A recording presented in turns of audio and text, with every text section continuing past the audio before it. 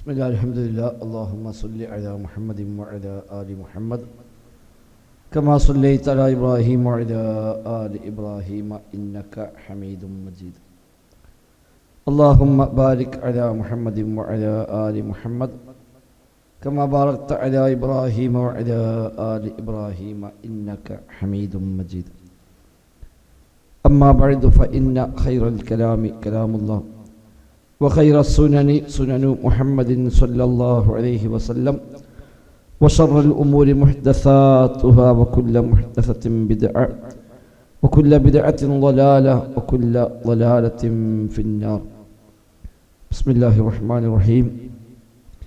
يا أيها الذين آمنوا اتقوا الله حق تقاته ولا تموتن إلا وأنتم مسلمون.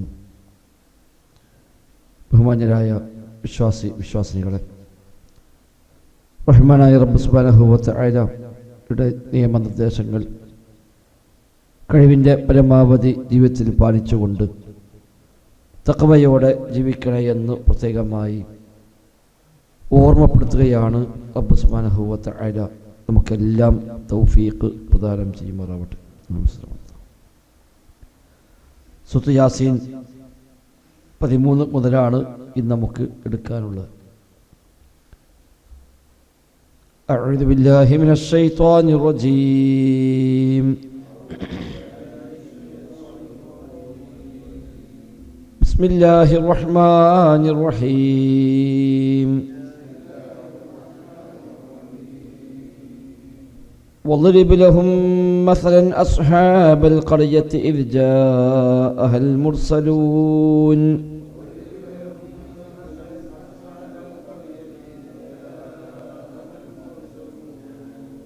إذ أرسلنا إليهم اثنين فكذبوهما فعززنا بثالث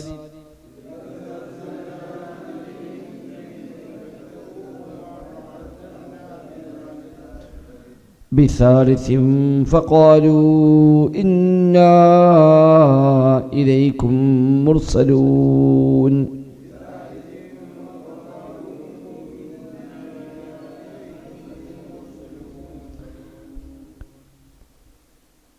قالوا ما أنتم إلا بشر مثلنا وما أنزل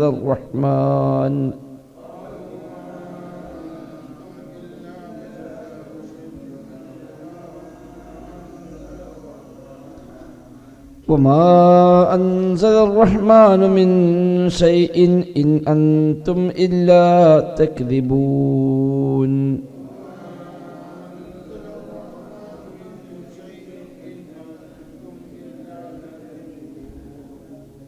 قالوا ربنا يعلم إنا إليكم لمرسلون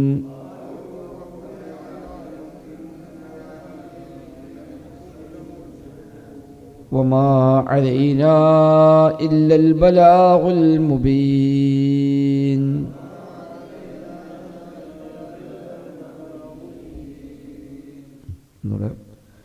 بسم الله الرحمن الرحيم.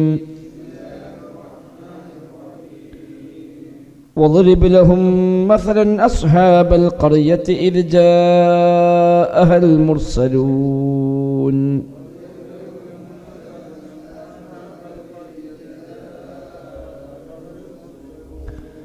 إذ أرسلنا إليهم اثنين فكذبوهما فعززنا بثالث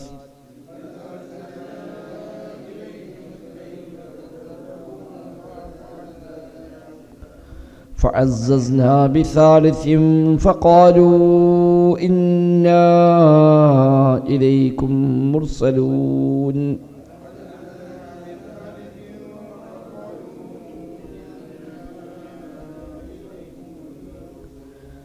قالوا ما أنتم إلا بشر مثلنا وما أنزل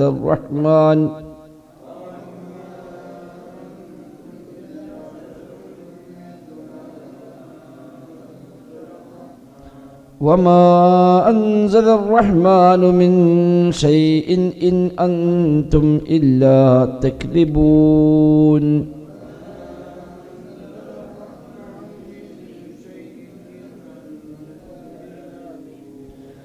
قالوا ربنا يعلم إنا إليكم لمرسلون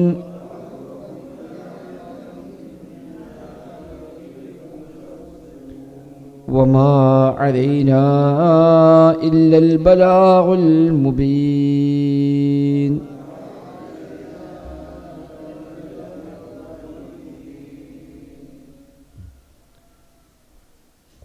നേരത്തെ സൂചിപ്പിച്ചതുപോലെ ഈ സൂറത്ത് മക്കിയാണ്.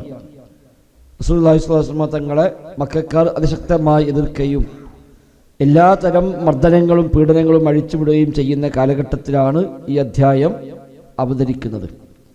ഇവിടെ ഈ ആയത്ത് അല്ലാഹു തആല ഇതുപോലെ പ്രവാചകന്മാർ തള്ളിക്കളഞ്ഞ മറ്റൊരു ജനവിഭാഗത്തിൻ്റെ ഒരു രാജ്യത്തിൻ്റെ ഉദാഹരണമാണ് അല്ലാഹു തആല പറഞ്ഞു കൊടുക്കുന്നത്.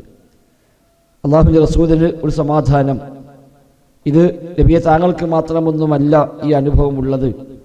മുമ്പ് വന്ന പ്രവാചകന്മാരും ഇതുപോലെ തന്നെയാണ് സമൂഹത്തിൽ നിന്ന് അവർക്ക് അനുഭവിക്കേണ്ടി വന്നത് എന്ന് നബിക്കൊരു സമാധാനവും എതിർക്കുന്ന ആളുകൾക്കൊരു താക്കീതും. പണ്ടും ഇങ്ങനെയൊക്കെ എതിർത്തവരുണ്ട്. അവസാനം പ്രവാചകന്മാരാണ് അവിടെയൊക്കെ വിജയിച്ചത്. എതിർത്തവർക്കെല്ലാം റബ്ബിൻ്റെ അദാബ് വന്ന് അവരൊക്കെ നശിക്കുകയാണ് ചെയ്തത് എന്ന ഒരു വാണിങ്ങും ഇതെല്ലാമാണ് ഈ സംഭവം അല്ലാഹു തആല പറയുന്നതിലൂടെ ഇവിടെ ലക്ഷ്യമാക്കുന്നത്. ഈ ഒരു 13-ാമത്തെ ആയത്ത് മുതൽ 29 വരെയുള്ള ആയത്തുകൾ ആ സംഭവം വിവരിക്കുന്നു. 30-ാമത്തെ ആയത്തിൽ പൊതുവായി അല്ലാഹു തആല അതിൻ്റെ ഒരു സംഗ്രഹം എന്ന നിലയ്ക്ക് പൊതുവായ ഒരു തത്വത്തെ അല്ലാഹു തആല അവിടെ എടുത്തു പറയുകയും ചെയ്യുന്നു. ഒരു നാട്ടുകാർ വദ്രിബ് ലഹും മസലൻ അസ്ഹാബൽ ഖറിയ. വദ്രിബ് ലഹും മസലൻ, ലറബ മസലൻ എന്ന് പറഞ്ഞാൽ ഉദാഹരണമായി പറഞ്ഞു എന്നർത്ഥം. ലറബ എന്ന പദത്തിന് ഒരുപാട് അർത്ഥങ്ങളുണ്ട്, പല പ്രയോഗങ്ങളിൽ പ്രയോഗിക്കലുണ്ട്. അതിൽപ്പെട്ട പ്രയോഗമാണ് ലറബ മസലൻ, ഉദാഹരിച്ചു എന്ന അർത്ഥമാണ് അവിടെ വരിക. സൂറത്ത് ബഖറയിൽ സമാനമായ പ്രയോഗം കാണാം. ഇന്നല്ലാഹ ലാ യസ്തഹി അൻ യദ്രിബ മസലൻ മാ ബഅൂദതൻ ഫമാ ഫൗഖഹാ. അവിടെയും ഇതേ പ്രയോഗമാണ് അൻ യദ്രിബ മസലൻ. അതേപോലെ ലറബ ഫി എന്ന പ്രയോഗം വരും. വആഖറൂന യദ്രിബൂന ഫിൽ അർളി എന്ന് സൂറത്ത് മുസമ്മിലിൽ യദ്രിബൂന ഫിൽ അർളി. അവിടെ ലറബ ഫിൽ അർളി എന്ന് പറഞ്ഞാൽ യാത്ര പോയി എന്നർത്ഥം. ലറബ ഫിൽ അർളി, യാത്ര പോയി എന്ന അർത്ഥത്തിലാണ് അവിടെ. സൂറത്തുൽ കഹ്ഫിൽ വലറബ്നാ അലാ ആദാനിഹിം വലറബ്നാ അലാ ആദാനിഹിം ഫിൽ കഹ്ഫി സിനീന അദദാ. ലറബ്നാ അലാ ആദാനിഹിം, ഇവിടെ കാതുകളെ നാം അടച്ചു കളഞ്ഞു എന്ന അർത്ഥത്തിലാണ് അവിടെ ഉപയോഗിച്ചത്, അല്ലാതെ ചുവട് നോക്കി അടിച്ചു എന്നല്ല. അപ്പൊ ഇങ്ങനെ ലറബ എന്ന പദത്തിന് വ്യത്യസ്തമായ അർത്ഥങ്ങൾ വരാറുണ്ട്. ലറബ മസലൻ എന്നതിന് ഉദാഹരിച്ചു, ഉപമയായി പറഞ്ഞു, ഉപമിച്ചു എന്നാണ് അർത്ഥം വരിക. വദ്രിബ് ലഹും മസല, ലറബ യദ്രിബു ഇദ്രിബ്, ലറബന്റെ അംറാണ് ഇദ്രിബ്. വദ്രിബ്, നബിയെ താങ്കൾ വിവരിച്ചു നൽകുക, ഉദാഹരിച്ചു കൊടുക്കുക, ലഹും അവർക്ക്, മസലൻ ഒരു ഉപമയായി നബിയെ നിങ്ങൾ പറഞ്ഞു കൊടുക്കുക. ആർക്ക്? ഈ നിഷേധികൾക്ക്.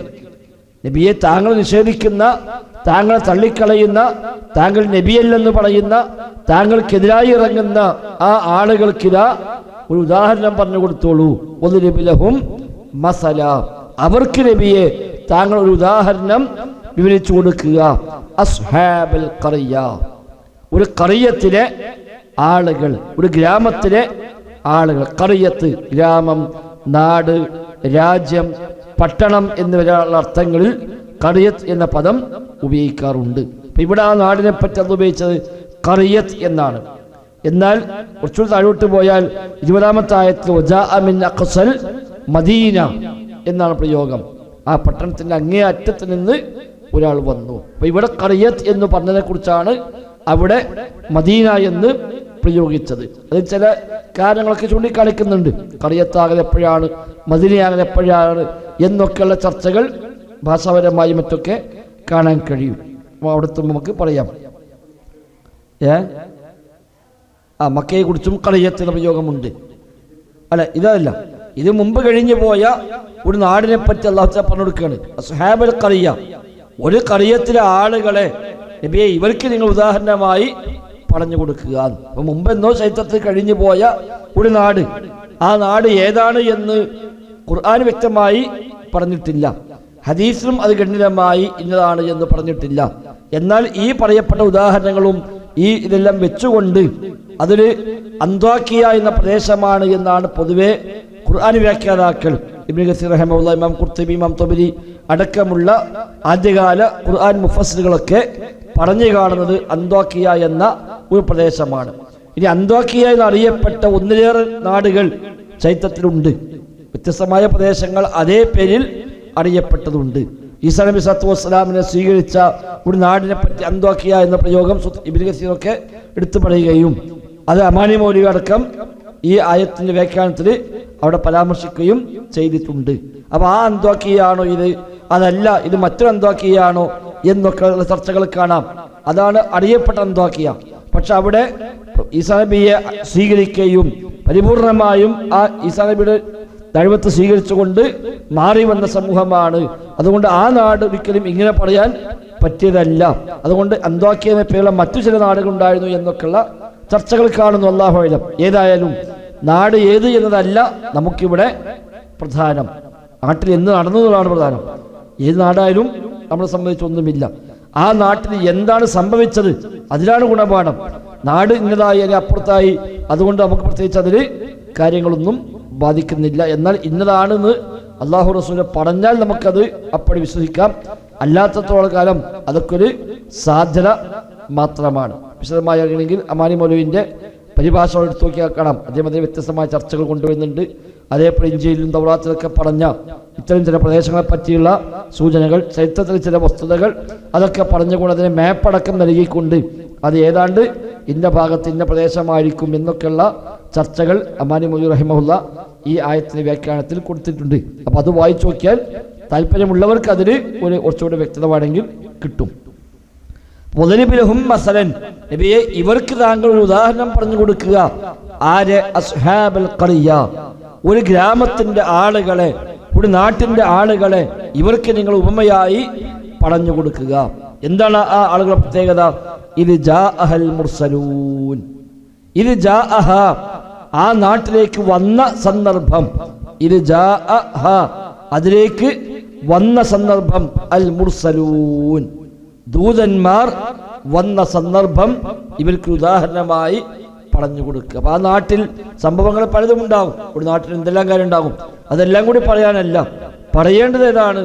ഇത് ജാഅഹൽ മുർസലൂൻ, ആ നാട്ടിലേക്ക് മുർസലീങ്ങൾ വന്ന സന്ദർഭമുണ്ട്, അത് നബിയെ നിങ്ങൾ ഇവർക്കൊന്ന് പറഞ്ഞു കൊടുത്തേക്ക്. ഇപ്പൊ മക്കത്തിന്റെ എന്താണ്? ഒരു മുർസല് വന്നു. ഈ ആയത്തിറങ്ങുമ്പോ മക്കയിൽ സംഭവിച്ചത്, അവിടെ റസൂല് വന്നു, ആ നാട്ടുകാർ ആ നബിയെ തള്ളിക്കളഞ്ഞു. എങ്കിൽ ഇതുപോലെ പണ്ടുമുണ്ടായിട്ടുണ്ട് ഒരു നാട്, ആ നാട്ടിലേക്ക് മുർസലീങ്ങൾ വന്ന സന്ദർഭം നബിയെ താങ്കൾ അവർക്ക് ഉദാഹരണമായി പറഞ്ഞു കൊടുക്കുക. മുർസലീങ്ങൾ ഇത് അർസൽനാ നാം അയച്ച സന്ദർഭം, ഇലൈഹിം അവരിലേക്ക്, ഇസ്നൈനി രണ്ടുപേരെ നാം അയച്ചു. ഇവിടെ ഒരു നബിയെ വന്നത്, അവിടെ രണ്ട് റസൂലുമാരാണ് അല്ലാഹു തആല അയച്ചത്. പക്ഷേ ഫകദ്ദബൂഹുമാ, ഫകദ്ദബൂ അവർ കളവാക്കി, ഹുമാ ആ രണ്ടുപേരെയും, ഫഅസ്സസ്നാ അപ്പോൾ നാം ശക്തിപ്പെടുത്തി, ബിസാലിസിൻ മൂന്നാമതൊരാളെ കൊണ്ട് ശക്തിപ്പെടുത്തുകയും ചെയ്തു. അപ്പൊ മൂന്ന് റസൂലുമാരായി, രണ്ട് റസൂലുമാര് വന്നു, ആ രണ്ടുപേരെയും ആ നാട്ടുകാർ കളവാക്കി. അപ്പോൾ മൂന്നാമതൊരാളെ കൂടി ഇവർക്ക് ശക്തി പകരാനായി നാം അവരുടെ കൂടെ നിയോഗിച്ചു കൊടുത്തു. ആ നാട്ടുകാരുടെ ഉപമ നബിയെ ഇവർക്കൊന്ന് പറഞ്ഞു കൊടുക്കൂ. അപ്പൊ മൂന്ന് റസൂലുമാർ ഒന്നിച്ച് നിയോഗിക്കപ്പെട്ട പ്രദേശമാണ് ഈ പറഞ്ഞ ഖറിയത്ത്. അസ്ഹാബുൽ ഖറിയ എന്ന് പറഞ്ഞ ആ ഖറിയത്തിലേക്ക് ഒരേ സമയം മൂന്ന് റസൂലുമാരാണ് വന്നത്. ചുരുക്കം ചില പണ്ഡിതന്മാർ ഇത് ഇവിടെ റസൂലുമാർ എന്ന് പറഞ്ഞാൽ പ്രവാചകന്മാർ എന്നർത്ഥമല്ല, ദഅവത്തുമായി നിയോഗിക്കപ്പെട്ട പ്രബോധകന്മാർ എന്ന അർത്ഥത്തിലാണ് എന്ന് അഭിപ്രായം പറഞ്ഞവരുണ്ട്. അതായത് ഈസാ നബി സല്ലല്ലാഹു അലൈഹി വസല്ലം പറഞ്ഞയച്ച ദൂതന്മാർ, എന്ന ഒരു അഭിപ്രായം പറഞ്ഞിട്ടുണ്ട്. പക്ഷെ അത് പ്രബലമായ അഭിപ്രായമല്ല. തഫ്സീറിൽ തഫ്സീറും ഏതാണ്ടൊക്കെ ഇത് എടുത്തു കൊടുക്കുന്നുണ്ട്. പക്ഷേ ഈ ആയത്തിൽ വ്യത്യസ്തമായ പ്രയോഗങ്ങൾ വെച്ചുകൊണ്ട് ഇബ്നു കസീർ റഹിമഹുള്ളാഹ് സ്ഥാപിക്കുന്നു ആ അഭിപ്രായം ശരിയാണ്. അപ്പൊ ഇവിടെ തന്നെ അവിടെ ഇത് അർസൽന, നാം അയച്ചു എന്നാണ് അല്ലാഹ് പറഞ്ഞത്. ഫഅസ്സസ്ന, നാം ശക്തിപ്പെടുത്തി എന്നൊക്കെ പറയുമ്പോൾ അത് അള്ളാഹു നിയോഗിച്ച് തന്നെയായിട്ടാണ്. അല്ലാതെ ഈസാ നബി സല്ലല്ലാഹു അലൈഹി വസല്ലം ദഅവത്തിന് വിട്ട ദൂതന്മാരാണ് എന്നതിനേക്കാൾ കൂടുതൽ ശൈലി. മാത്രമല്ല ഞാൻ അടുത്ത ആയത്തിലൊക്കെ പറഞ്ഞത് തന്നെയാണ് ഒരു കളവാക്കി അപ്പോൾ റസൂലെ സ്ഥാപിക്കാനുള്ള അടയാളങ്ങൾ പറഞ്ഞതൊക്കെയാണ് പറയണത്. അങ്ങനെ വെച്ച് നോക്കുമ്പോൾ അത് അവിടെ റസൂല്, മുർസല്, അർസല എന്നൊക്കെ പറഞ്ഞാൽ അത് തന്നെയാണ്. മാത്രമല്ല അത്തരം പ്രയോഗങ്ങളും പൊതുവായി ഉപയോഗിക്കുമ്പോൾ അർസല, മുർസലൂൻ എന്നൊക്കെ പ്രയോഗങ്ങൾ പൊതുവായി വരുമ്പോഴും അവിടെ ഉദ്ദേശിക്കപ്പെടുക റസൂലുമാർ തന്നെയാണ്.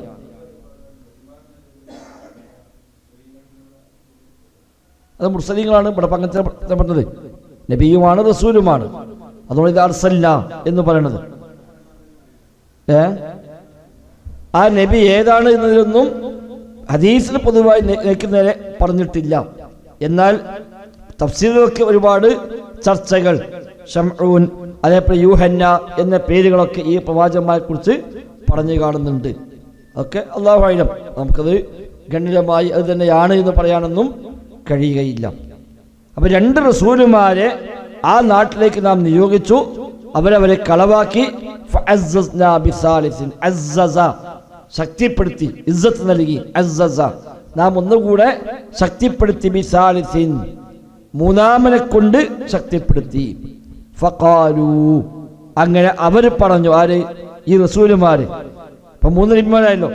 ഈ റസൂലുമാർ, ഈ 3 പേരും കൂടെ ആ നാട്ടുകാട് ചെന്ന് പറഞ്ഞു, ഇന്നാ ഇലൈക്കും മുർസലൂൻ, ഇന്നാ തീർച്ചയായും ഞങ്ങൾ, ഇലൈക്കും നിങ്ങളിലേക്ക്, മുർസലൂൻ അയക്കപ്പെട്ടവരാകുന്നു എന്ന് അവർ ആ നാട്ടുകാരോട് പറഞ്ഞു. പക്ഷേ ഖാലു, അവര് പറഞ്ഞു, മാ അൻതും ഇല്ലാ ബശറുൻ മിസ്ലുനാ. ആ നാട്ടുകാരുടെ പ്രതികരണം, മാ അൻതും നിങ്ങളല്ല, ഇല്ലാ ബശറുൻ മനുഷ്യനല്ലാതെയല്ല, മിസ്ലുനാ ഞങ്ങളെപ്പോലെയുള്ള. മാ അൻതും ഇല്ലാ ബശറുൻ മിസ്ലുനാ, നിങ്ങൾ ഞങ്ങളെപ്പോലെയുള്ള മനുഷ്യന്മാരല്ലാതെ മറ്റൊന്നുമല്ല. നിങ്ങളെന്ത് റസൂല്, നിങ്ങളെന്ത് നബി, നിങ്ങൾ ഞങ്ങളെപ്പോലത്തെ ചില ആളുകൾ എന്നല്ലാതെ അതിനപ്പുറത്തൊന്നുമില്ല.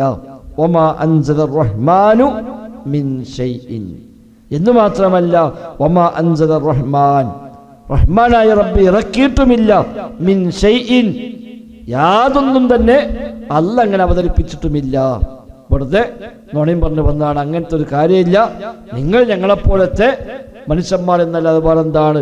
പടച്ച റബ്ബ് അങ്ങനെയൊന്നും ഇറക്കിയിട്ടില്ല. ഇൻ അൻതും ഇല്ലാ തക്ദിബൂൻ, ഇൻ അൻതും നിങ്ങളല്ല, ഇല്ലാ തക്ദിബൂൻ കളവ് പറയുന്നവരല്ലാതെയല്ല. നിങ്ങൾ നുണയും പറഞ്ഞു വന്നതാണ്. നിങ്ങൾ എന്ത് റസൂല്, നിങ്ങൾ ഞങ്ങളെപ്പോലത്തെ സാധാരണക്കാരെന്നല്ലാതെ എന്താ പ്രത്യേകത ഉള്ളത്? നിങ്ങൾ നബിയൊന്നുമല്ല, റസൂലൊന്നുമല്ല, പടച്ച റബ്ബ് അങ്ങനൊന്നും ഇറക്കിയിട്ടുമില്ല, അള്ളാഹിന്റെ പേരിൽ കളവും പറഞ്ഞു വരികയാണോ എന്നാണ് ആ നാട്ടുകാർ ആ 3 റസൂലുമാരോട് പ്രതികരിച്ചത്. അതെ, റഹ്മാന വിശ്വാസമുണ്ട്. മാത്രമല്ല ഇവര് അള്ളാഹിന്റെ പേരിൽ കളവ് പറയാണ് എന്നാണ് ഓലവാദം. റസൂലാണെങ്കിൽ സമ്മതിക്കും, പക്ഷെ ഇത് റസൂലല്ല. ഇവര് എന്ത് റസൂൽ, ഞങ്ങളെപ്പോലത്തെ മനുഷ്യന്മാരല്ലേ, അതുകൊണ്ട് പടച്ച റബ്ബ് അങ്ങനെയൊന്നും ഇറക്കിയിട്ടില്ല, അള്ളാഹിന്റെ പേരിൽ കളവും പറഞ്ഞ് വ്യാജമായി ഇറങ്ങിയവരാണ് എന്ന് അവർ ആ നാട്ടുകാർ ഈ പ്രവാചകന്മാരോട് പ്രതികരിച്ചു. അതന്നെ ഇപ്പൊ മക്കത്ത് സംഭവിക്കുന്നത്. നബി വന്നു, ഞാൻ റസൂലാണപ്പോ ഇത് റസൂലൊന്നല്ല. മക്കക്കാരുടെ വാദം അതാണ്. അങ്ങനെ റസൂലാവുകയാണെങ്കിൽ എന്നെക്കാളും യോഗ്യതയുള്ള മനുഷ്യന്മാരോട് വേറല്ലേ ഓതില്ല ആവുക എന്നാണ് ഒരു കൂട്ടർ പറഞ്ഞത്.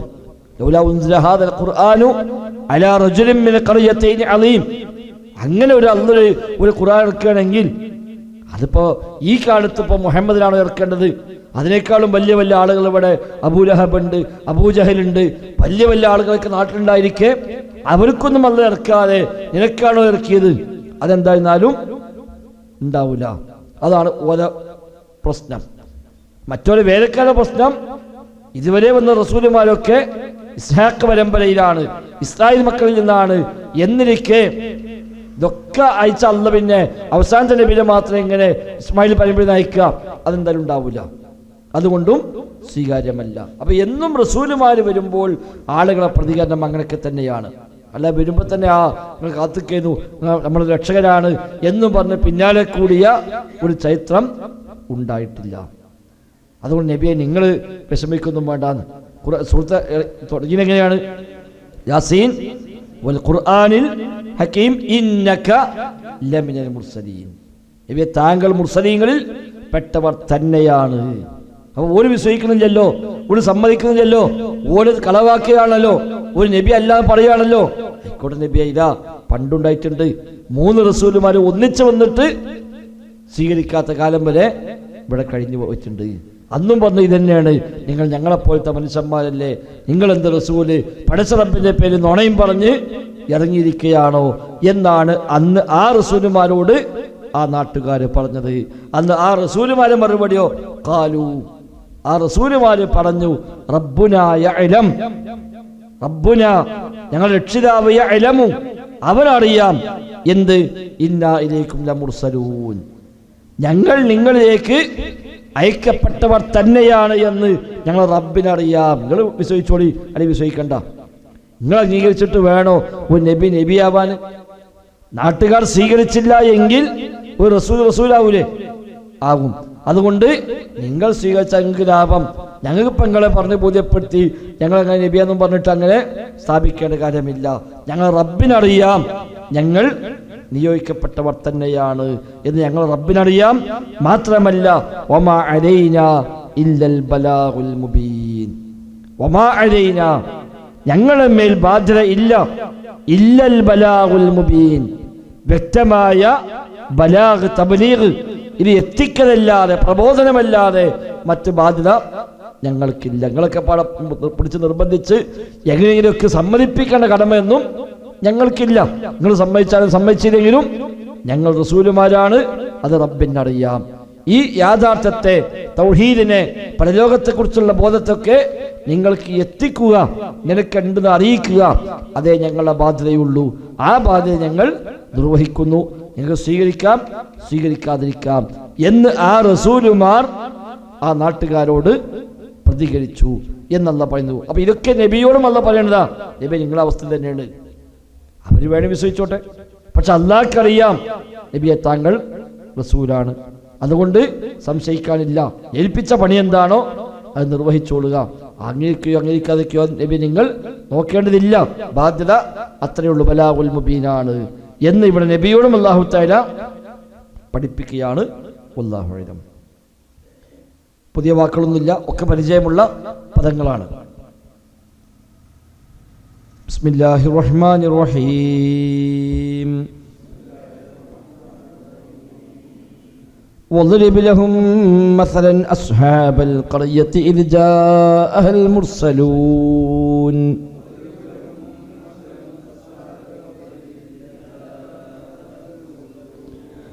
إِذْ أَرْسَلْنَا إِلَيْهِمُ اثْنَيْنِ فَكَذَّبُوهُمَا فَعَزَّزْنَا بِثَالِثٍ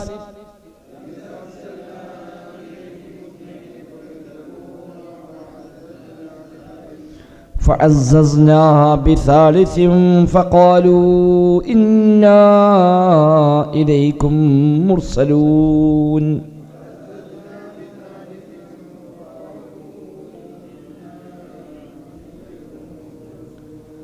قالوا ما أنتم إلا بشر مثلنا وما أنزل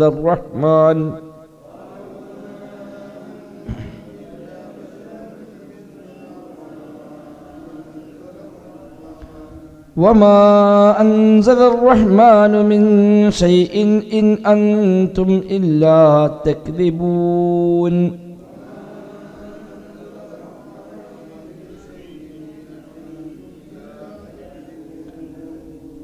قالوا ربنا يعلم إنا إليكم لمرسلون